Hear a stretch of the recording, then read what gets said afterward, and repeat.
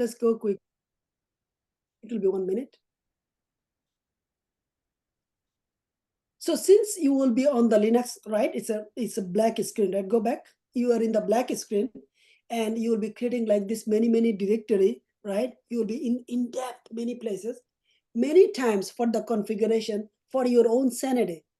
You need to find out your own location, right? Where am I now? It's like the GPS, right? You open the GPS. So Linux call it PWD, present working directory. So it actually tell you, it also does a different thing. It give you the exactly path that you need it later. So whenever you are lost, you just type the PWD. That's it. That's all you need. You don't need to call the Siri or anything else. You say, you don't need to call the GPS.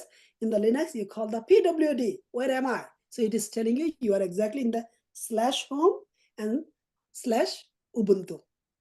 So under home directory, you are in the Ubuntu directory. Ubuntu is a subdirectory of the home directory. That's it. Thank you. You can go back.